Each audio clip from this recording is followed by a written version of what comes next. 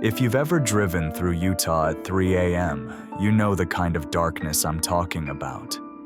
Not just the absence of light, but the kind that feels thick, like it's pressing in on the glass.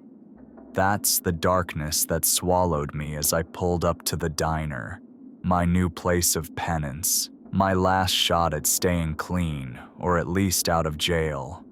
The neon sign buzzed overhead, flickering between open and pen, like it couldn't decide if it was inviting me in or warning me off. The parking lot was empty except for a battered semi and a sedan with Nevada plates. I killed the engine, and for a second, I just sat there, gripping the wheel. My hands itched, not for a fix, not exactly, just for something to do, something to hold on to. I watched the desert for movement, but there was nothing, just the cliffs, the endless stretch of highway, and the moonless sky swallowing it all. Inside the diner was a time capsule from the 70s. Cracked vinyl booths, a jukebox humming to itself in the corner, and a clock above the counter stuck at 3:33. The air smelled of burnt coffee and fryer oil, layered over with something sweet and cloying, like pie left out too long. Chloe was waiting for me behind the counter. She looked like she'd been up for 3 days straight, but still managed to smile. "You must be Ray," she said, voice low and kind, like she already knew I needed it. "Welcome to nowhere." She handed me an apron. "Couple of rules," she said, counting them off on her fingers. "Don't look in the walk-in after midnight. Don't touch the mirrors in the restrooms. Don't eat anything Reggie makes unless you see him cook it. And if the jukebox starts playing by itself, just let it." I laughed, thinking she was joking, but her eyes didn't. "You'll get used to it," she said, and I wondered if that was a promise or a threat. Reggie was already in the kitchen, humming something tuneless and off-key. He was tall, pale, and moved like he was underwater, smooth, too smooth. He didn't blink when he looked at me, just smiled and slid a slice of pie across the counter. "House specialty," he said, voice syrupy and wrong. "On the house." I shook my head, stomach twisting. "Maybe later." He didn't seem offended, just kept humming, slicing, moving. I caught my reflection in the chrome of the coffee machine and startled. My face lagged behind, a fraction of a second too slow, like a bad video call. I blinked hard, chalked it up to nerves. The first customer was a trucker, hands like shovels, eyes red-rimmed from the road. He ordered coffee and pie, ate the whole slice in one bite, never chewing. I watched him, waiting for a punchline, but he just stared through me, eyes unfocused, mouth working on nothing. A woman in a sun hat took the booth by the window. She didn't order. She just stared at me, unblinking, for 5 whole minutes while I pretended to wipe down the counter. I tried to meet her gaze, but it was like looking into a well, deep, cold, and bottomless. I escaped to the restroom, splashed water on my face. The mirror was fogged, but when I wiped it, my reflection didn't move. It just stood there, watching, a half-second behind. I pressed my hand to the glass. When I pulled it away, there was a greasy handprint. Bigger than mine, the fingers too long, the palm too wide. I stumbled out, heart racing. Chloe was gone, and Reggie was nowhere to be seen. The jukebox started up, playing a song I'd never heard. Something old, something sad. The clock above the counter still read 3:33. I needed air. I pushed through the swinging kitchen door, hoping for a back exit. The freezer door was ajar, a cold mist spilling out. I stepped closer, drawn by something I couldn't name. Inside, pressed into the frost, was a handprint. Not human. Too big. Too many fingers. The outline smeared like it had melted into the metal. I touched it, and the cold burned my skin. It was still warm. The freezer door swung shut behind me with a soft, deliberate click. I jerked back, heart hammering, and fumbled for the handle. It opened easily, no resistance, just the faintest whisper of suction as the cold air spilled out. I stared at the handprint in the frost, the shape already blurring as the mist crept over it, as if the freezer itself wanted to erase the evidence. I pressed my own hand to the spot, comparing sizes. The print was at least twice as large, the fingers too long, almost jointless, as if someone had pressed a bundle of pale sausages into the ice. I shivered and wiped my palm on my jeans, trying to steady my breathing. The kitchen was empty. No sign of Reggie, no sound except the low hum of the fridge and the distant, scratchy croon of the jukebox. I stepped back out into the main room. The clock above the counter still read 3:33, the second hand twitching backward, then forward, then back again. The woman in the sun hat was gone. The trucker's plate was empty, a smear of red filling on the edge. I realized I hadn't seen him leave. "Chloe?" I called, voice cracking in the silence. No answer. I checked the break room. Her purse was there, slumped on the battered couch, keys dangling from the strap. Her jacket was draped over the armrest, a pack of cigarettes poking out of the pocket. I grabbed the pack, thinking maybe she'd just stepped outside for a smoke, but the cigarettes were all there, untouched. I pulled out my phone. No bars. I tried the landline behind the counter. Dead. The dial tone was gone, replaced by a faint, rhythmic clicking, like someone tapping on glass far away. I hung up and stared at the receiver, half expecting it to ring. It didn't. The air in the diner felt thicker, heavier. I glanced at the windows. Outside, the desert was gone, replaced by a flat, endless blackness.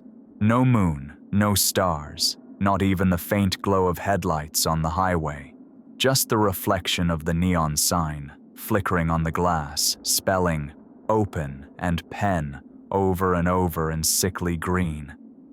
I walked the length of the counter, running my hand along the cracked formica. Something crinkled under my palm. I looked down and found a napkin, folded into a neat triangle. In smeared, shaky handwriting, it read, "Don't eat the pie." My stomach twisted. I remembered the trucker, the way he'd swallowed the slice whole, the way his eyes had glazed over. I remembered Chloe's warning, the way she'd looked at Reggie when she thought I wasn't watching. I wondered if she'd written the note, or if someone else had left it for her. I checked the restrooms, calling her name. The mirrors were fogged, but I could see shapes moving behind the glass, shadows that didn't match my own, flickering in and out of focus. I didn't touch them. I didn't want to see what would happen if I did. Back in the main room, I heard footsteps, slow, deliberate, coming from the kitchen. I ducked behind the counter, heart pounding, and watched as Reggie emerged, wiping his hands on a towel. His eyes found me immediately, as if he'd known exactly where I'd be. "Chloe clocked out early," he said, voice smooth as syrup. "She said to tell you goodbye." I stared at him, trying to read his face. His smile never wavered. He turned and walked back into the kitchen, humming that same off-key tune, the sound echoing off the tile and steel. I waited until he was gone, then crept to the back door. It was locked, the key missing from the hook. I tried the windows, unmoving, cold to the touch, the glass thick and warped. I pressed my forehead to the pane, searching for any sign of the world outside. But there was nothing, just my own reflection, pale and wide-eyed, staring back at me. I went back to the break room and sat on the couch, clutching Chloe's purse in my lap. I thought about calling for help, about smashing a window, about running into the blackness outside. But something in me, some old, familiar fear, kept me rooted. I remembered the rules. Don't look in the walk-in after midnight. Don't touch the mirrors. Don't eat the pie. I closed my eyes and listened to the diner breathe. The hum of the fridge, the whisper of the jukebox, the ticking of the clock, backward and forward, never quite settling on a direction. Somewhere, a door creaked open.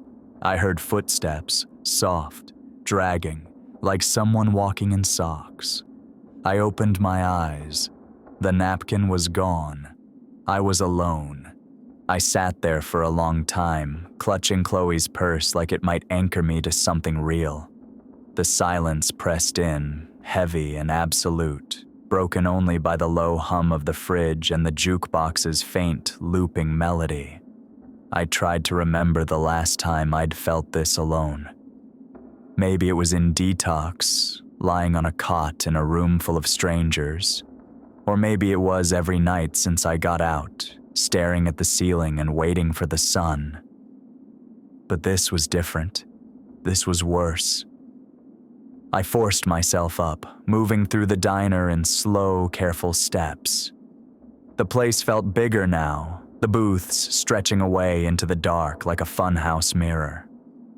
I passed the counter, eyes flicking to the clock. Still 3:33, the second hand shuddering in place. The napkin was gone, but a faint, greasy smear remained where it had been, as if someone had pressed their thumb into the formica and dragged it away. The regulars were back. I hadn't heard the bell over the door, but suddenly they were there, filling the booths and stools. The trucker sat hunched over his empty plate, jaw working on nothing. The woman in the sun hat stared at her coffee, unmoving. In the corner booth, a family of 4, mother, father, 2 kids, sat perfectly still, eyes glazed, mouths slightly open. None of them blinked. None of them breathed. I moved closer, heart thudding in my chest. The air felt wrong, thick and syrupy, like I was wading through honey. I reached out, almost touching the back of the father's head, but stopped myself. His skin was too smooth, too pale, like wax left in the sun. The mother's eyes flicked to me, just for a second, and I saw something move behind them, a flicker of hunger or fear or both. I stumbled back, nearly tripping over a stool. The jukebox crackled, skipping to a new song, something slow and mournful, the lyrics just out of reach. I caught a glimpse of myself in the chrome of the napkin dispenser, face stretched and distorted, eyes too wide. I looked away. I needed answers. I needed something to make sense. I ducked into the storeroom, searching for anything that might help. A phone, a weapon, a way out. The room was cramped and cluttered, boxes stacked to the ceiling, shelves sagging under the weight of canned peaches and powdered eggs. I rifled through the drawers, finding nothing but receipts and old menus. Then I saw them, newspaper clippings, yellowed and brittle, taped to the inside of the cabinet door. I peeled one free, heart sinking as I read the headline, "Local man vanishes on Highway 50, last seen at roadside diner." Another, "Family disappears without a trace, witnesses recall strange waitress." Dozens of names, dozens of faces, all lost somewhere between the cliffs and the desert. All of them last seen here. I heard footsteps behind me, slow, dragging, like someone pulling their feet through mud. I spun, hard in my throat, but the doorway was empty. Just the flicker of fluorescent light, the hum of the fridge. I stuffed the clippings into my pocket and slipped back into the main room. The regulars were watching me now. Every head turned in unison, eyes blank and hungry. The trucker's mouth opened wide, wider than it should have, jaw unhinging with a wet pop. The woman in the sun hat smiled, lips peeling back to reveal teeth too sharp, too many. The family in the booth began to rock back and forth, bodies moving in perfect sync, like marionettes on invisible strings. I bolted for the door, slamming my shoulder into the glass. It didn't budge. I tried the windows, pounding with both fists, but they were cold and unyielding, the darkness outside pressing in like a living thing. I screamed, voice muffled by the thick, greasy air. The jukebox stopped. The silence was absolute. I staggered back, chest heaving, and pressed myself against the counter. The regulars watched me, unblinking, as if waiting for something. I remembered the rules. Don't eat the pie. Don't look in the walk-in. Don't touch the mirrors. I wondered what would happen if I broke them. I wondered if I already had. I closed my eyes and counted to 10, willing myself to wake up, to snap out of whatever nightmare I'd stumbled into. When I opened them, the regulars were gone. The booths were empty, the stools bare. The only sound was the clock, ticking backward, then forward, then back again. I was alone. Again. But I knew better now. I wasn't alone. Not really. Not ever. Something was hungry. The silence after the regulars vanished was worse than their staring. I stood there, pressed against the counter, listening for any sign of movement, my own breath too loud, the clock's broken rhythm scraping at my nerves. I told myself I'd hallucinated the whole thing, that it was the stress, the lack of sleep, the ghosts of old cravings clawing at my brain. But I could still feel the weight of their eyes on me, the memory of that impossible hunger. I forced myself to move. My legs felt numb, heavy, as if the diner itself was trying to root me in place. I stumbled through the swinging kitchen door, half expecting Reggie to be waiting with that too-wide smile and a fresh slice of pie. But the kitchen was empty, the overhead lights buzzing and flickering. The freezer door was closed now, a thin rime of frost creeping across the handle. I remembered Chloe's warning, don't look in the walk-in after midnight. I looked away, fighting the urge to check if the handprint was still there. Instead, I scanned the room, searching for any sign of her. The only thing out of place was a battered blue locker in the corner, the door hanging open. I crossed the kitchen in 3 quick steps, heart pounding. Inside the locker was a mess of personal junk, lip balm, a cracked phone, a dog-eared paperback, and wedged at the bottom, a notebook, its cover stained and curling at the edges. I pulled it out, flipping through the pages with shaking hands. The first few entries were normal, schedules, grocery lists, half-finished poems. Then the handwriting changed, growing frantic, the lines crammed close together. He watches me. He never eats. The others, sometimes I think they're just pretending. Last week the freezer door was open. Something moved inside. I heard it breathing. If you're reading this, don't eat the food. Don't let him see you scared. He likes it when you're scared. I turned the page. A crude drawing filled the sheet. A figure with too many arms, too many eyes, wearing a paper hat. Below it, a single sentence. It wears faces. It wears jobs. It feeds on the lonely. My hand shook. I remembered the newspaper clippings, the missing people, the way the regulars moved in perfect, unnatural sync. I thought about the rules, the rituals Chloe had rattled off my first night. Rules to keep something at bay, or to keep us from noticing what was already here. The next page was a warning, scrawled in red ink. It can't hurt you unless you eat what it serves. I snapped the notebook shut, pulse racing. I remembered the trucker, the pie, the way his jaw had unhinged. I remembered the woman in the sun hat, her teeth too sharp, her smile too wide. I wondered if they'd ever been real, or if they were just masks the thing wore, puppets for its hunger. A floorboard creaked behind me. I spun, clutching the notebook like a shield. Reggie stood in the doorway, blocking out the light. He held a plate in his hands, a slice of pie so glossy and red it looked like it was bleeding. "You look hungry, Ray," he said, voice syrupy and slow. "You should eat. You'll feel better. You'll never be alone again." His smile stretched, impossibly wide, splitting his face in two. His eyes didn't blink, didn't move, just stared, empty and endless. I backed away, notebook clutched to my chest. "Where's Chloe?" I managed, my voice a whisper. He tilted his head, considering. "She's gone. They all go, eventually. But you're different. You're still hungry." The lights flickered, buzzing louder.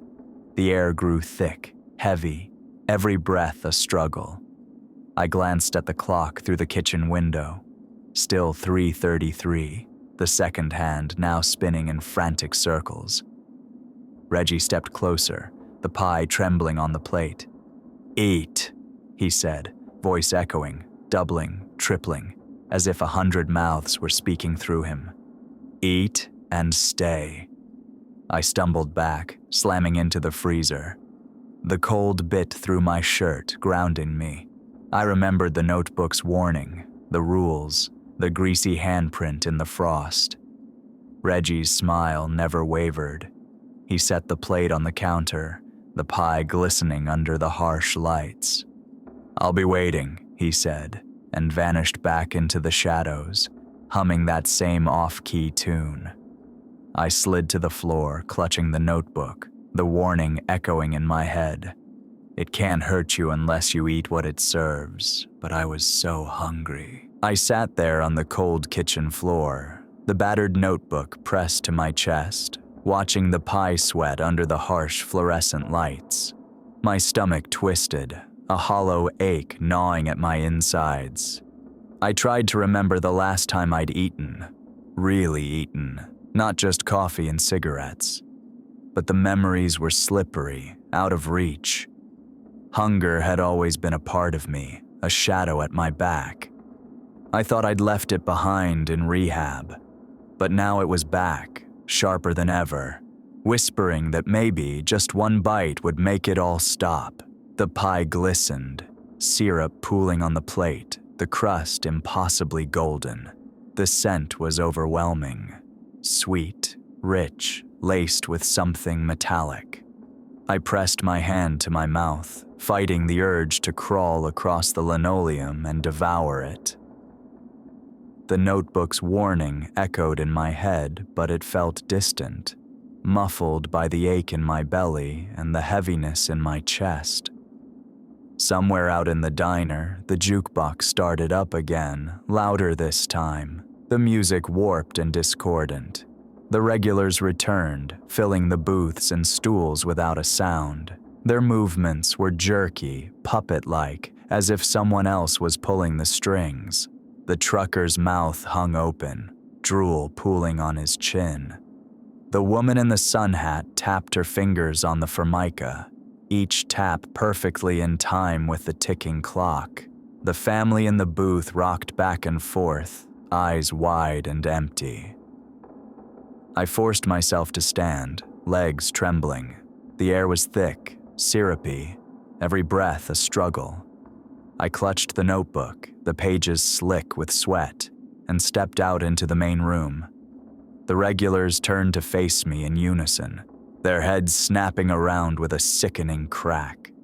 Their mouths stretched, impossibly wide, revealing rows of sharp, glistening teeth.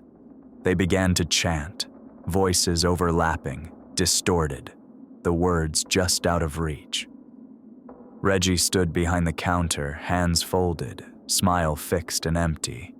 He slid the plate of pie toward me, the edge scraping against the counter with a sound like nails on glass. "Eat," he said, voice echoing, layered with a dozen others. "You'll feel better. You'll never be alone again." The craving surged, a tidal wave of need.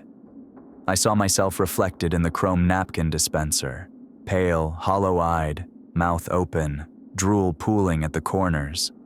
I remembered detox, the way my body had screamed for something, anything, to fill the void.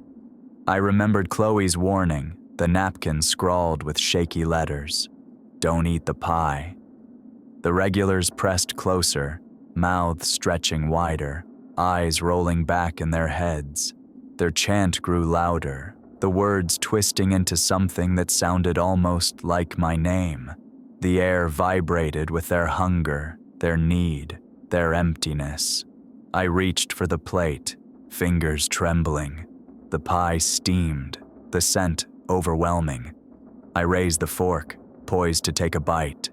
For a moment, the world narrowed to the slice of pie, the ache in my belly, the promise of relief. Then I saw it, a flash of movement in the corner of my eye. Chloe, pale and shivering, pressed against the glass of the freezer door, her hand leaving a smear of frost. Her lips moved, forming a single word, "Don't." The spell broke. I hurled the plate across the room, pie and syrup splattering against the wall. The regulars shrieked, voices rising in a chorus of rage and hunger. Reggie's smile cracked, splitting his face in two, black ichor oozing from the seams. The lights flickered, the jukebox wailed, the clock spun faster and faster. The diner shook, the walls flexing and breathing. I stumbled back, clutching the notebook, heart pounding. The regulars surged forward, mouths open, hands grasping. I ran, ducking behind the counter, searching for anything to defend myself. My hand closed on a heavy metal spatula, slick with grease. I swung it wildly, the regulars recoiling, hissing, their flesh bubbling and melting where the spatula touched. Reggie howled, voice shattering glass, the sound reverberating through my bones. "You could have stayed," he screamed, face twisting, eyes boiling. "You could have been whole." I backed toward the kitchen, spatula raised, the regulars closing in. The freezer door hung open, Chloe's hand reaching out, beckoning. I dove through the gap, slamming the door behind me. The cold hit me like a fist, stealing my breath. Chloe collapsed into my arms, shivering, eyes wild.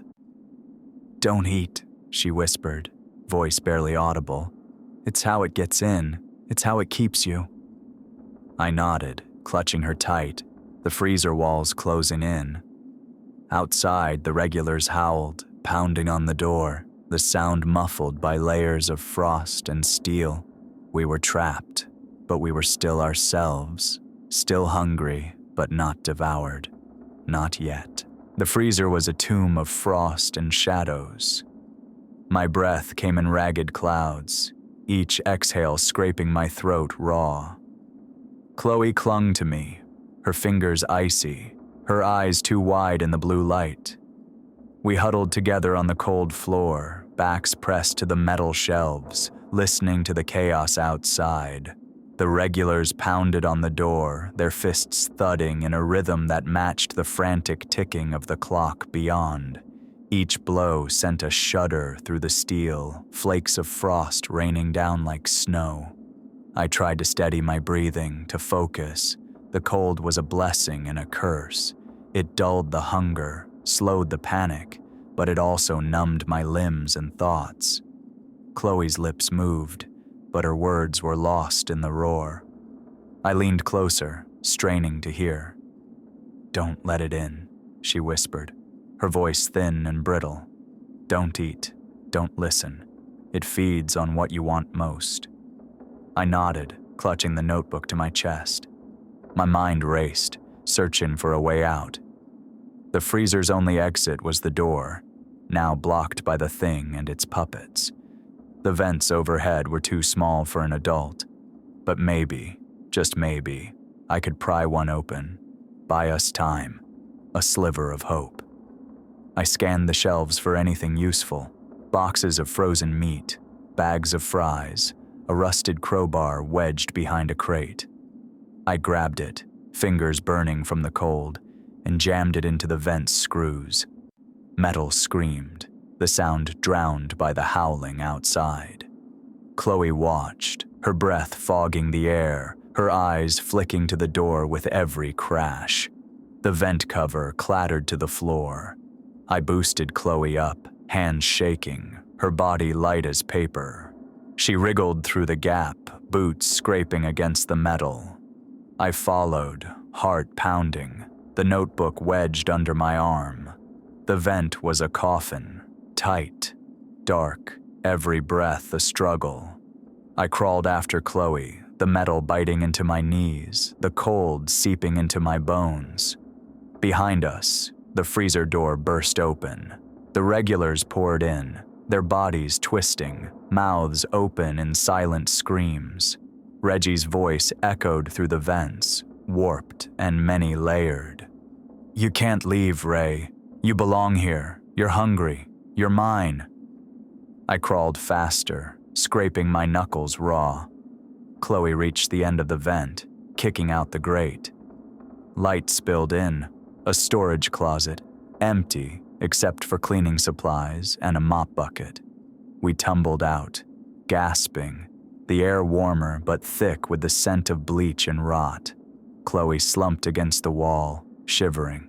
"We have to break the rules," she said, voice shaking. "It's the only way out. The rules are its trap." I remembered the list. Don't look in the walk-in, don't touch the mirrors, don't eat the pie. Each rule a leash, a way to keep us docile, afraid. I realized then, the rules weren't for our safety. They were for its convenience. I helped Chloe to her feet, adrenaline burning away the cold. We crept into the hallway, the diner warped and shifting. The booth stretched impossibly long, the lights flickering, the clock above the counter spinning faster and faster. The regulars prowled the aisles, heads snapping back and forth, searching, sniffing. We ducked behind the counter, hearts pounding. I glanced at the mirrors in the restrooms, the glass rippling like water. I remembered Chloe's words, "Break the rules." I grabbed a sugar shaker and hurled it at the nearest mirror. The glass shattered, shards raining down, the surface bubbling and boiling. The regulars shrieked, clutching their heads, their bodies convulsing. Chloe grabbed my hand, dragging me toward the kitchen. Reggie blocked our path, his form flickering, faces shifting. Truckers, waitresses, children, all melting into one. He held out a plate, the pie reassembled, whole and perfect. "Eat," he crooned, voice 1,000 voices. "Stay, be full." I raised the notebook, pages fluttering. "No more rules," I spat and hurled it into the fryer. Flames roared, smoke billowing, the fire alarm screaming. The diner shook, the walls splitting, the booths collapsing. Chloe and I ran, dodging falling debris, the regulars dissolving into puddles of syrup and teeth. The clock exploded, gears flying, time unraveling. The neon sign outside flickered, spelling nonsense, letters dripping down the glass. We burst through the front door, stumbling into the darkness. The diner behind us groaned, collapsing in on itself, the windows shattering, the roof caving in. Reggie's scream echoed across the desert, fading into the wind. We ran until our lungs burned, the horizon bleeding into dawn. We didn't look back, not until the sun rose, and the world felt real again. We ran until the world changed. The desert was still there, red cliffs, endless sky, the road stretching like a scar. But the air was different, thinner, the silence broken only by the wind and the crunch of gravel under our feet. Chloe and I collapsed by the roadside, lungs burning, sweat freezing on our skin in the pale dawn. For a long time, neither of us spoke. We just breathed, alive and raw and trembling. The diner was gone. I looked back, half expecting to see the neon sign flickering in the distance, The glass front shattered, Reggie's silhouette waiting in the window. But there was nothing, just a patch of scorched earth, a blackened outline where the building had been. The highway was empty, no cars, no signs of life. It was as if the world had reset, erasing everything that had happened between midnight and sunrise. Chloe shivered beside me, hugging her knees to her chest. Her lips were blue, her eyes hollow. I wanted to say something comforting, something real, but the words caught in my throat. What could I say? That we'd survived? That it was over? I wasn't sure I believed it myself. I checked my arms, half expecting to see bruises or burns, some mark of what we'd endured. Instead, I found a single greasy handprint smeared across my forearm. 5 long, inhuman fingers, the print already fading in the light. I scrubbed at it, but the stain lingered, a shadow beneath the skin. Chloe noticed and looked away, her own hands trembling in her lap. We sat there until the sun rose, painting the cliffs gold and pink. The world felt fragile, unreal, as if it might shatter if I moved too quickly or spoke too loud. I thought about the rules, the ones I'd broken, the ones I'd followed out of fear. I realized now that the rules had never protected us. They'd only kept us trapped, obedient, easy prey for something that thrived on hunger and loneliness. A car appeared on the horizon, headlights cutting through the morning haze. I stood, shielding my eyes, heart pounding. The driver was an old man, face lined and wary, a battered, help wanted sign taped to his rear window.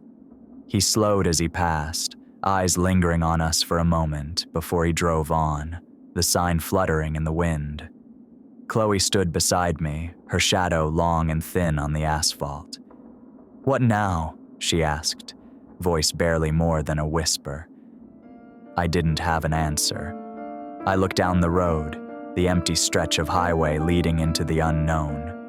My stomach growled, a deep, hollow ache that reminded me of the diner, the pie, the thing that wore Reggie's face. I wondered if I would ever feel full again, if the hunger would ever fade. We walked. There was nothing else to do. Each step felt heavy, the world tilting beneath my feet. I thought about the others, the trucker, the family, the woman in the sun hat. I wondered if they'd ever escaped, or if they were still trapped in that place, waiting for someone to break the rules, to shatter the cycle. As we walked, I glanced back one last time. The scorched patch of earth shimmered in the heat, the outline of the diner flickering like a mirage.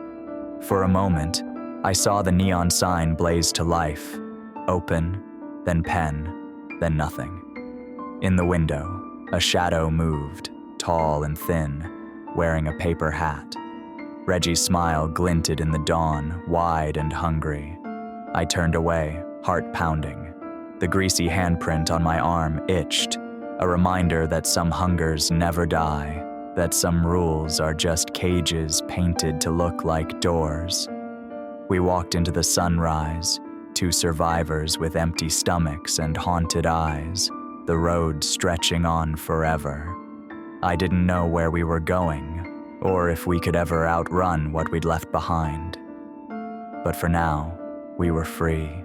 For now, the diner was gone. But somewhere, out there in the endless desert, a new sign flickered to life. A new shift was about to begin, and the thing that wore faces, that fed on the lonely, was waiting, always waiting, for someone hungry enough to come inside.